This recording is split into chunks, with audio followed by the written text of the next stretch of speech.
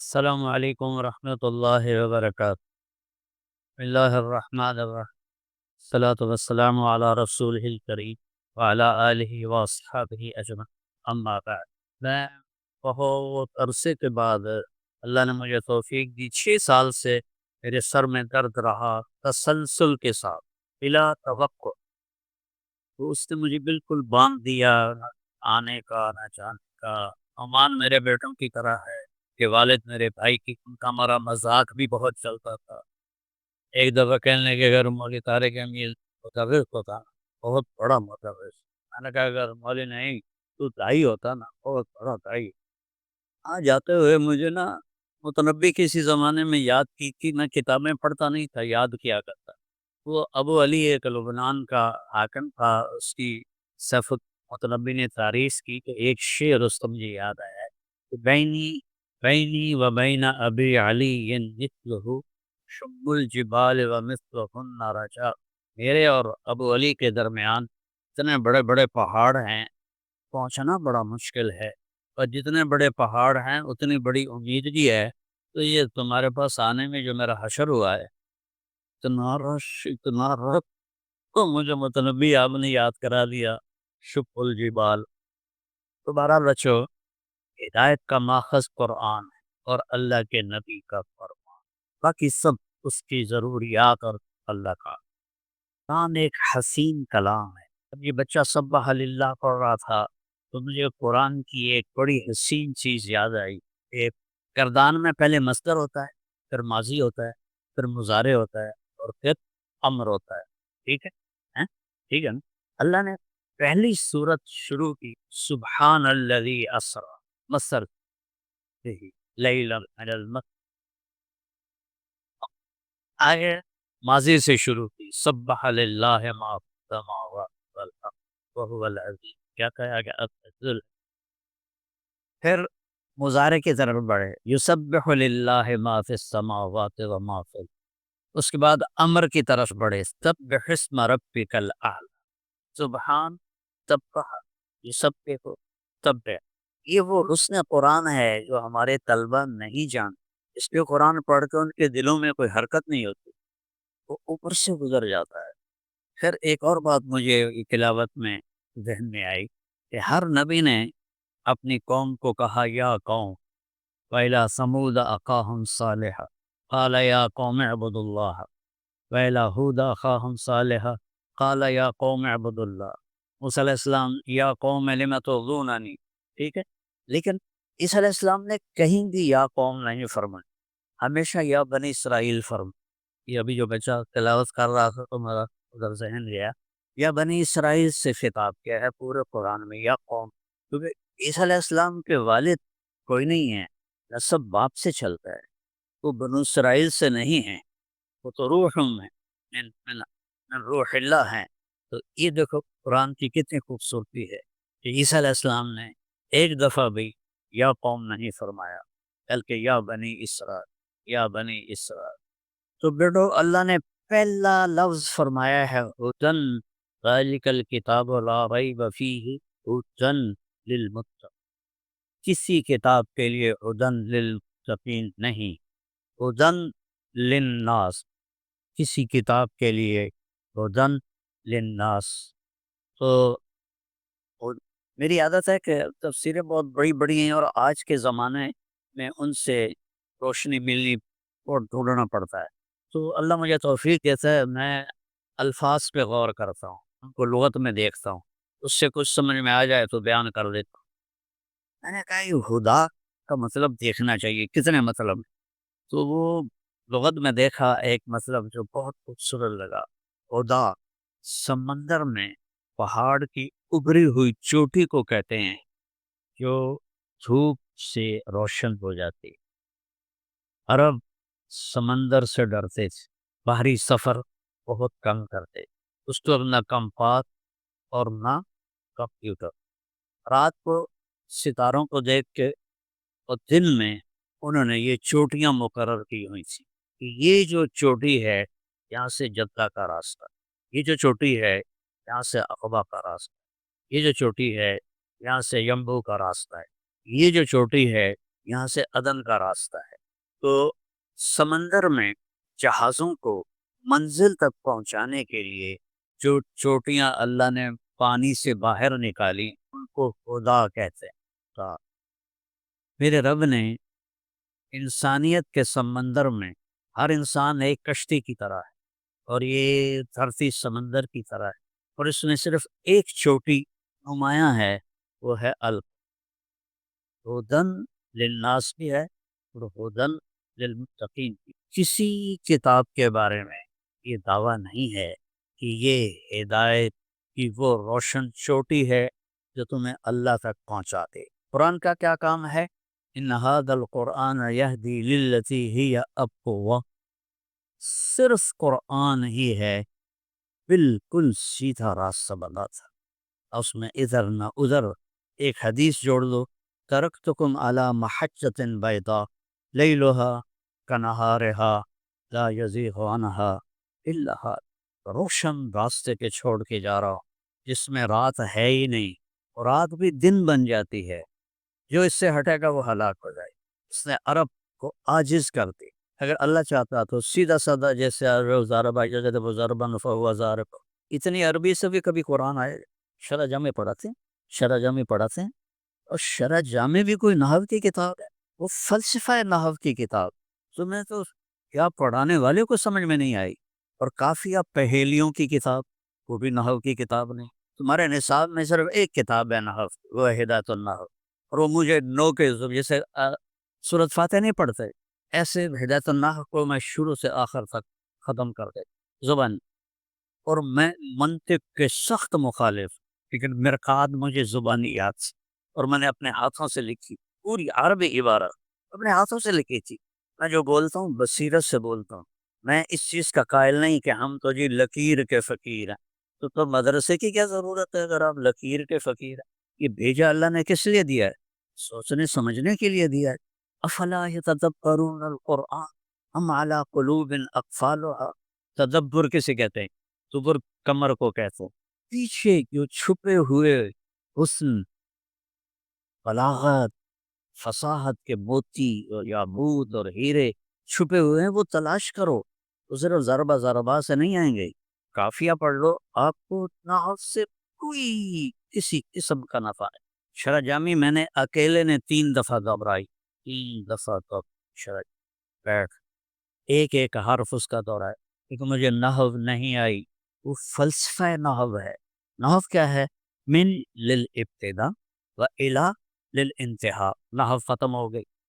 اب وہ جامی صاحب نے حاصل محصول حاصل محصول، آپ کو پتہ ہے مولانا باجی روحانی رحمۃ اللہ نے اتنی موٹی کتاب لکھی ہے حاصل محصول، چونکہ نحو یہ بہت اچھی کتاب ہے جو نحو کے ماہر ہو، لیکن جس سطح پر میں نے پڑھی اور آپ نے پڑھی اور پڑھائی جا رہی، آپ کے لیے ایسے ہے جیسے بھینس کے سامنے بین بجانا، کچھ بھی نہیں بتا۔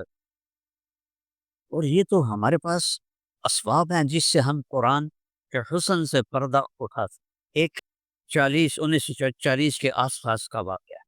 مصر میں ایک بہت بڑے عالم تھے، علامہ ادیب کامل، تو ایرن میں ایک عربی کانفرنس تھی، وہ اس میں تشریف لے گئے۔ وہاں ایک گورا تھا پروفیسر فنکل، وہ عربی کا بہت بڑا ماہر تھا، تو وہ کہنے لگا شیخ ادیب آپ جیسا عربی دان بھی کہتا ہے کہ قرآن اللہ کا کلام، تو انہوں نے دلائل نہیں دیے، کہنے لگے میں تمہیں ایک قرآن کا مضمون بتاتا ہوں، اس پر 10 جملے تم لکھو اور 10 میں لکھوں گا، پھر میں تمہیں قرآن سے سناؤں گا کہ قرآن کیا کہتا ہے۔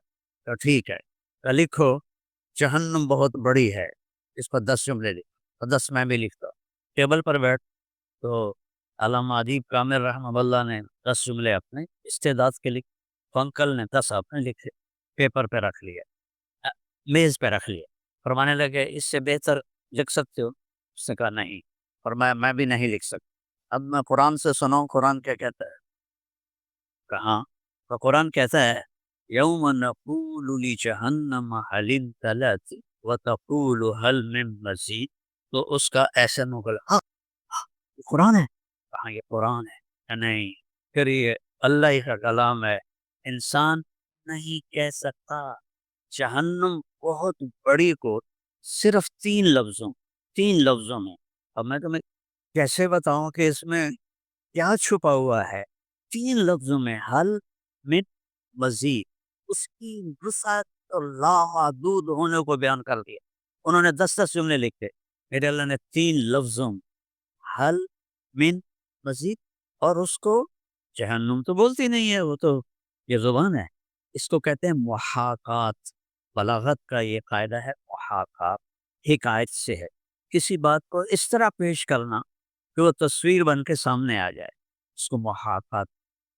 تو یہ یہاں اللہ اللہ تعالیٰ نے جو بلاغت کا قاعدہ ہے محاکات، وہ استعمال کیا ہے کہ جہنم ایسے کھڑی ہوئی ہے جیسے وہ جاندار بھی ہے، اس کی زبان بھی ہے، اور وہ کہہ رہی ہے حل رضی، حل رضی۔ میں اب کیسے اپنا دکھ بیان کروں کہ میرے رب نے کیا خوبصورت قرآن ہمیں دیا، اور ہم فقہ فقہ فقہ پرائیویٹ میں داخل ہوئے، پہلے بیشتی زیور، اس کے بعد جناب منیت المسلی، پھر نور العیزا، پھر قدوری، پھر کنز، پھر ہدایہ، پھر شرح وقایا، پھر غسامی، نور الانوار، اتنی کتابیں فقہ کی۔ فقہ تو ایک قانون ہے، وضو کے 4 فرض ہیں، وہ یہاں حرکت ہوئی ہے۔ ان فی الجنت حورا، جنت میں ایک حور ہے، ذا ضحکت سطع نور من سحرہا، وہ مسکرائی اور اس کے ہونٹوں سے نور نکلا، پوری جنت میں چھا گیا۔ تو جنتیوں نے کہا وَهَلْ لِهَذَا النُّورُ، ارے بھائی یہ نور کیسا ہے؟ تو فرشتوں نے کہا ایک حور ہے جو خامند کے سامنے مسکرائی ہے، اس کے دانتوں کا نور ہے جس نے جنت کو روشن کر دیا۔ اب مزہ آیا؟ ہاں؟ تو قانون تو ضرورت کے لیے پڑھا جاتا ہے، قانون کی ضرورت ہے کہ ہمیں پتہ ہو ہماری حدود کیا ہیں، ہماری باؤنڈریز کیا ہیں۔ میرے بچوں، علم تو صرف قرآن ہے، حدیث اس کے ذیل میں ہے، اصل علم میرے رب نے قرآن کو بنایا ہے، اس کے حسن کو، اس کے جمال کو، اس کے کمال۔ وراودته التي هو في بيتها عن نفسه، کتنا چھوٹا سا جملہ ہے، کیا خوبصورت تصویر کشی ہے۔ یوسف کا نام نہیں آنے دیا، زلیخا کا نام نہیں آنے دیا، کیسی پردہ پوشی، نہ یوسف کا نام ہو نہ زلیخا کا نام، اور کیفیت جو بیان کی ہے وہ لرزا دینے والی ہے۔ التی هو فی بیتها عن نفسه، اتنا ہی کافی تھا، راودته عن نفس۔ لیکن اللہ تعالیٰ یہ بتانا چاہتا ہے کہ اس وقت کتنا بڑا امتحان تھا یوسف پر۔ وراودت التی، التی لفظ میں طاقت ہے، زور ہے کہ آگے کوئی حسن کا پیکر کھڑا ہے، پھر ہوا فی بیتہا، یہ معاملے کی سنگینی اور نزاکت کو بتا رہا ہے کہ انتہائی شیطانی جال اپنے عروج پر تھا۔ اغلقت الابواب بھی تو کہہ سکتے تھے، غلق میں کنڈی لگنے کی آواز آ رہی، تالا لگنے کی آواز آ رہی ہے، چابی پھرنے کی آواز آ رہی ہے، غلق، اس کو محاکات وغلقت تفور و تگاد و تمیزو، تمیزو، تمیز میں جہنم کے پھٹنے کا اللہ تعالیٰ نقشہ سمجھا رہا ہے۔ اب تم بلاغت کو جانو تو تمہیں اس کا مزہ بھی آئے۔ میں تو بیلی بجا رہے ہیں، میں نے پتا ہے، لیکن کچھ تو مزہ آئے گا تمہیں اس قرآن سے انشاءاللہ، کہ اللہ بولتا کیسے ہے، اللہ کہتا ہے تفور و تگاد و تمیز، تمیز من الامرین، تمیز، تب اس کی خوفناکی اور اس کے غصے اور اس کے غضب کو کی طرف اشارہ کر کے تمیز، ایسے غلقت، اغلقت نہیں، غلقت، غل کنڈی لگ رہی ہے، غلقت تالا لگ رہا ہے، چابی لگ، وقالت، کیا عشق ہے اس میں، اور کیا حسن کی پکار ہے اس میں۔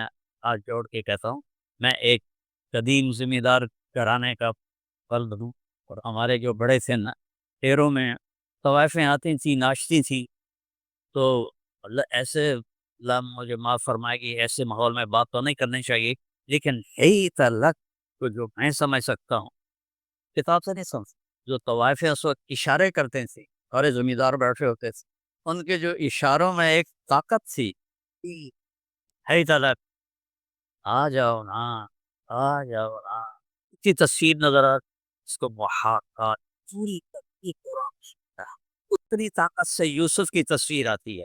اعوذ باللہ نہیں کہا، اعوذ باللہ نہیں کہا، معاذ اللہ. شیطان اور رحمان کے دو سفیر آپس میں آمنے سامنے کھڑے. شیطان کی سفیر زلیخا ہے، رحمان کے سفیر یوسف علیہ السلام. اعوذ باللہ نہیں، اعوذ باللہ میں طاقت کم، آز اللہ میں طاقت زیادہ ہے. پھر آگے ایک ضرب لگا، انہو ربی، کہ جیسے وہ نہیں کہتے 100 سونا کی اور ایک لوہار کی، یہ ایک لوہار کی تھی. انہو رب، الفاظ میں جو زور ہے. بہت سی عربی میں نے بدوؤں سے سیکھی، کیونکہ کئی سال عربوں میں میری تشکیل رہی. راس الخیمہ میں ہماری جماعت تھی مولانا سید خان صاحب کے ساتھ 1996 میں. تو میں ایک تفسیر پڑھ رہا تھا، پڑھی تھی مرکز میں. تو اس میں انہوں نے اپنی رائے لکھی تھی کہ قرآن میں جہاں بھی فاحشہ کا لفظ آتا ہے وہ زنا کے معنی میں آتا. تو مجھے خیال آیا کہ اور معنی بھی ہوتے ہیں، یہ صرف زنا کیوں، ایسی خیال آیا. اس کے بعد ہم العین گئے. مغرب کے بعد میرا بیان بھی تھا عربی میں. تو صبح میں چائے بنانے کچن چلا گیا، چونکہ عربوں کو ہمارے والی چائے تو بنانی نہیں آتی. تو میں اپنا رکھ کے برتن اور چولہے کے پاس بیٹھا تھا کہ پیچھے سے آواز آئی کہ میں سمجھ گیا کوئی بدو ہے. میں نے پیچھے مڑ کے دیکھا، ایک بڈھا 80-85 سال کا لاٹھی ٹیکتا ہوا. اس نے سمجھا کہ میں خدمت میں کی جماعت رہا ہوں. جو کہتا ہے ازنا علی القہوہ، قہوہ بناؤ میرے لیے. انسان کوئی لیٹا ہوا ہو اسے اٹھانا ہو تو کہتے ہیں اجلس. کتنے خوبصورت. کوئی کھڑا ہو اسے بٹھانا ہو تو کہتے ہیں اقعد. یہ حسن ہے میرے رب کے کلام. میرے رب نے جس زبان کو چنا ہے.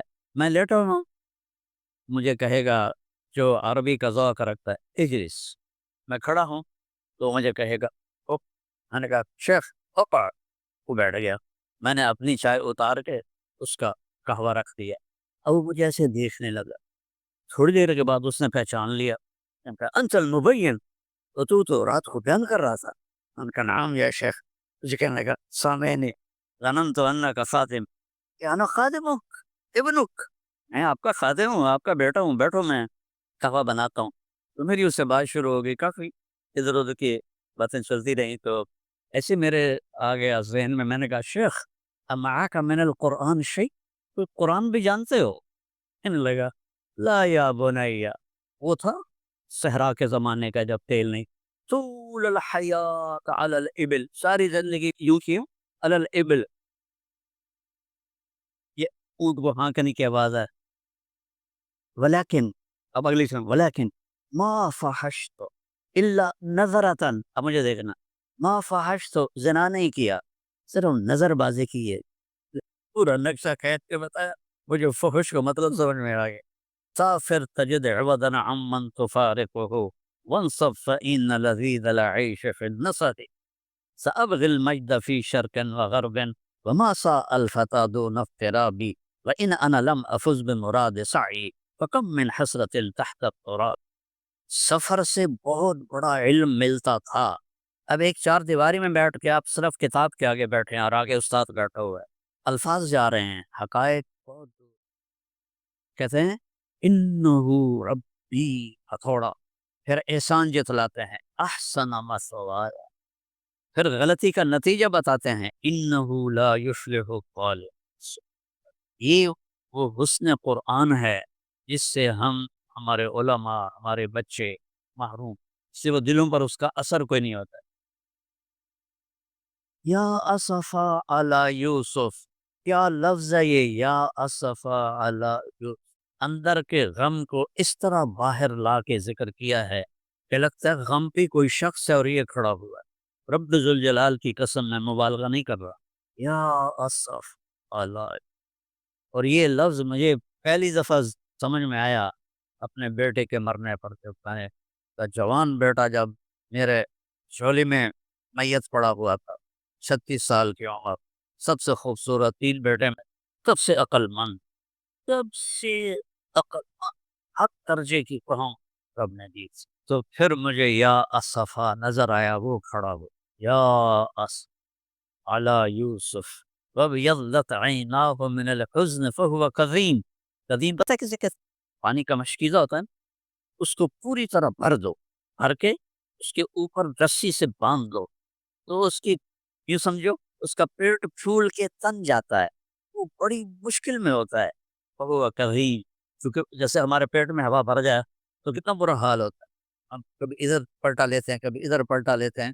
تو کظیم جو ہوتا ہے اس مشکیزے کو کہتے ہیں جس میں عرب پانی لاتے تھے اور اس کو بھرتے تھے پوری طرح، پھر اوپر گانٹھ لگاتے تھے، کیونکہ 3 دن کی مسافت سے تو وہ پانی لاتے تھے، پھر اس پر ایسے پہرا دیتے تھے۔ تو اللہ تعالیٰ نے ایک تصویر کھینچی، دیکھو عرب کی معاشرت کو پڑھو، پھر تمہیں صحیح پتہ چلے گا رب کے کلام کا بھی، حدیث کا بھی۔ تو ان کے معاشرتی اور جغرافیائی ماحول کے مطابق اللہ قرآن اتارا۔ فہو کظیم، مشکیزہ پانی سے بھرا ہوا پھٹ رہا ہوتا ہے، ایسے ہی یعقوب علیہ السلام پھٹ رہے تھے، اور آنکھیں کیوں چلی گئیں؟ بڑھاپے کی وجہ سے نہیں، من الحزن، غم کی وجہ سے، یوسف کے غم کی وجہ سے آنکھیں چلی گئی۔ اور پھر یہ بھی اپنے بیٹے کی موت پہ پتہ چلا کہ جدا تو دونوں ہوئے تھے، نابینا یوسف نہیں ہوئے، نابینا باپ ہوا۔ اور پھر انما اشک، بس اس ایسے لگتا ہے پوری دنیا فریاد سے بھر گئی۔ میں قرآن کے چھوٹے چھوٹے نقطے بتا رہا ہوں، میں خود بھی کوئی اتنا بڑا پڑھا لکھا کوئی نہیں ہوں، میں نے تو بلاغت وہ پڑھی تھی، کیا اس کو کہتے ہیں، روح المعانی پڑھا تھا، وہ بھی بلاغت کی کتاب نہیں ہے، فلسفہ بلاغت۔ میں نے اتنا اس کا تکرار کیا، مجھے سمجھ ہی نہ آیا، پتہ نہیں تفتازانی کدھر جا رہا ہے۔ اور تفتازانی قرآن و حدیث کے عالم نہیں تھے، فلسفہ کے عالم، فلسفہ اور منطق کے عالم، لغت کے عالم تھے۔ اور تیمور کے درباری تھے، وہ خبیث نے 2 کروڑ انسانوں کو ذبح کیا۔ دنیا میں 2 بادشاہوں جیسا ظالم کوئی نہیں آیا، ایک چنگیز خان اور ایک تیمور۔ تیمور مسلمان تھا، اس کا جرم زیادہ بنتا ہے، اور چنگیز خان تو سورج کا پجاری تھا، اس سے تو لوگوں کو کاٹنا ہی تھا، اس نے 2 کروڑ آدمی ذبح کیے۔ تیمور نے 2 کروڑ مسلمان ذبح کیے، کسی غیر مسلم حکومت پہ حملہ نہیں کیا سوائے ہندوستان کے، اور وہ بھی اس لیے کیا کہ وہاں سے لوٹ کے چین پہ حملہ کرنا۔ انما اشکو بثی حزنی اللہ، لگتا ہے پوری کائنات میں غم پھیل گیا۔ یہ قرآن کی تصویر کشی ہے، زمین کو ہلا اللہ نے۔ اب لفظ غور کرو، اذا زلزلت الارض زلزالہا، اللہ اکبر، دوبارہ سنو، اذا، ذا پہ زور ہے، زلزلت الارض زلزالہا، تمہیں لگے گا جیسے پوری زمین ٹکڑے ٹکڑے ہو رہی۔ قرآن سیکھو بیٹو، میری ایک ہی نصیحت ہے، قرآن سے۔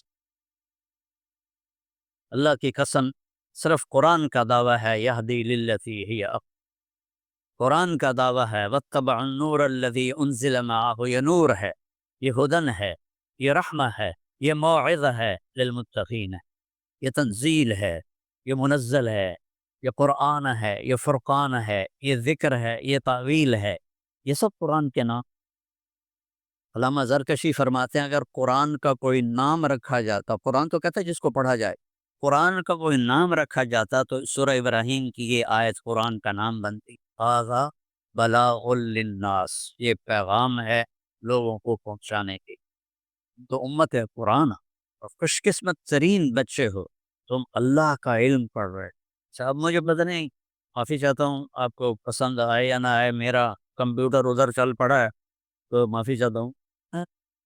ما خطبکن اذ راوتن یوسف عن نفسه، گورنر نے عورتوں کو بلا لیا، بیوی کو بھی بلا لیا، یوسف کا کیا معاملہ ہے مجھے بتاؤ۔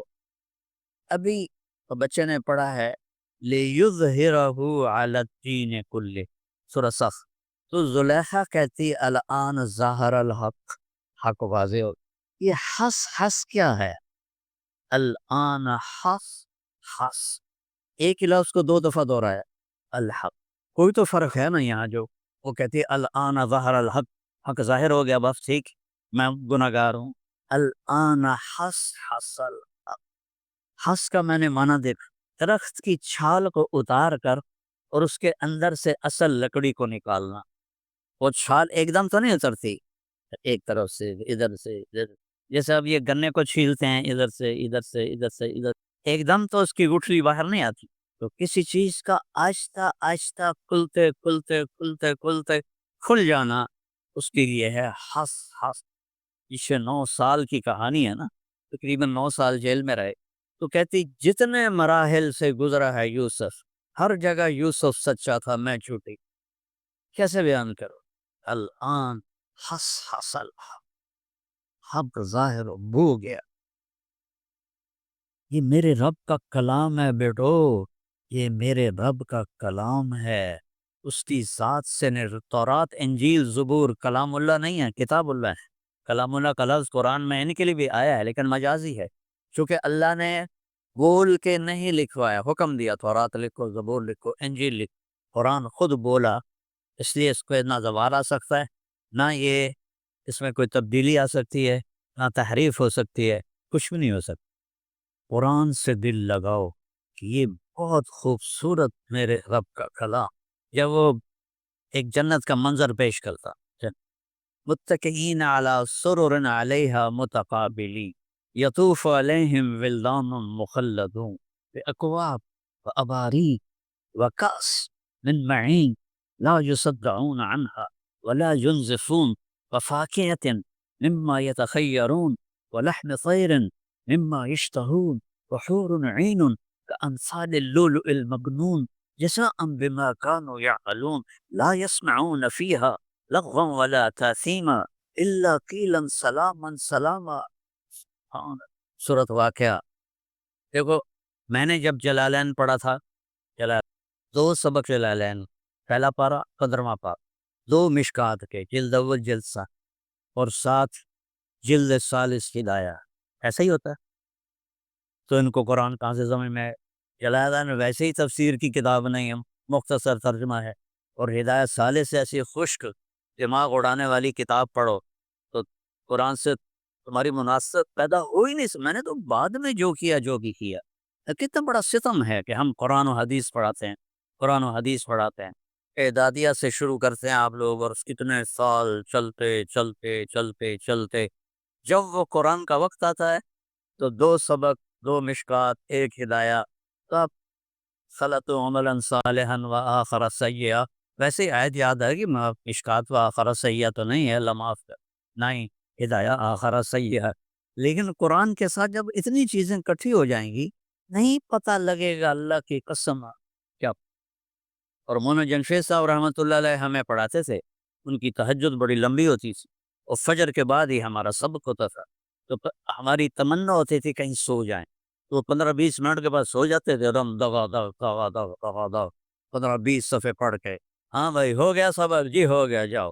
یہ ہم نے جلالا. تو اللہ نے مجھے عربوں کے ساتھ رہ کے ذوق دیا کہ میں دیکھوں تو صحیح کہ میرا اللہ مجھ سے بات کیسے کرتا ہے، اس کا کلام کیسا ہے. یار میرے دل دماغ کے ساری تاریں ہل گئے. جنت والے ایسی، یہاں بھی محاکات ہے. ایسے اللہ نقاب کشائی کرتا ہے، تختوں پر بیٹھے ہوں. قد کتنا ہوگا؟ 60 ہاتھ، 125 فٹ، اسی کے برابر تخت ہو. اور آپ کو دیکھ رہا ہوں، پیچھے نہیں دیکھ رہا. آپ مجھے دیکھ رہے ہیں، پیچھے نہیں دیکھ رہے. جنت میں کیا ہوگا؟ میں آگے دیکھ رہا ہوں تو مجھے پیچھے والے بھی نظر آئیں گے. آپ مجھے دیکھ رہے ہیں، آپ کو پیچھے والے بھی نظر آئیں گے. اس طرح گول چکر میں ہوں گے تخت بچھے ہوئے. ہر ایک دوسرے کو دیکھ رہا، ہر ایک دوسرے کو دیکھ رہا. اس کی جنت کی حور اس کے سامنے آئے گی، چہرہ سامنے. جب وہ پلٹ کے جائے گی تو بھی چہرہ سامنے رہے. اور یہاں چونکہ ایک زمانہ گزرا ہے دوسری راہوں میں بھی، تو وہ لڑکیوں کو گھنگرو پہنا کر، چال سکھا کر، کیسے چلنا ہے، کیسے یہ زمیندار کا دل موہنا ہے، یہ بڑے سیٹھ کا دل موہنا ہے، اس کی چال سکھائی جاتی تھی. یہ میری لایانی ہے، معاف کر دینا چونکہ میں ایسے گزرو ہوں. تو جنت کی حور جب ایک قدم رکھے گی، 1,00,000 ناز و نثریں دکھائے. ایک قدم میں 1,00,000 ناز. اب ہونٹوں پہ مسکراہٹ کیوں ہے؟ کہ وہ ایسے آئے گی تو چہرہ سامنے، جب وہ ایسے جائے گی تو چہرہ سامنے. اور اب میرے نبی نے کہا پتہ ہے بے ای بنان تو آتی ہے. ایسا لگتا ہے کہ میرے نبی کی بھی ایسا لگ رہا ہے جیسے جنت کے حور مجھے جام پکڑا رہے. اللہ کی قسم بِأَيِّ بَنَانٍ تَعَاطِيهِ، ارے تمہیں پتہ ہے کن ہاتھوں سے تمہیں وہ کاس پکڑائے گی؟ لو ان بنانا من بنانها بدا لغلب ضوءه ضوء الشمس كما يغلب ضوء الشمس ضوء النجوم. اس کی انگلی کا اتنا پورا بھی سورج کو دکھا دو تو سورج اس کے سامنے نظر نہیں آئے گا، جیسے ابھی سورج کے سامنے ستارے نظر نہیں آ رہے اتنا. تو ابن عباس فرماتے ہیں جب اس کا یہ حسن ہے، چہرہ کیسا ہو؟ یطوف علیہم ولدان مخلدون. مخلد کے دو معنی، ایک جن کے کانوں میں موتی پروئے ہوئے ہوں انہیں مخلد کہتے ہیں، اور ایک ہمیشہ رہنے والے. کس؟ اقوام و اباریک و کاس من معین، یہ کاس ہے گلاس. اقواب جس کی مٹھ نیچے سے ہوتی ہے اور اوپر وہ ایسے ہوتا ہے، وہ ہے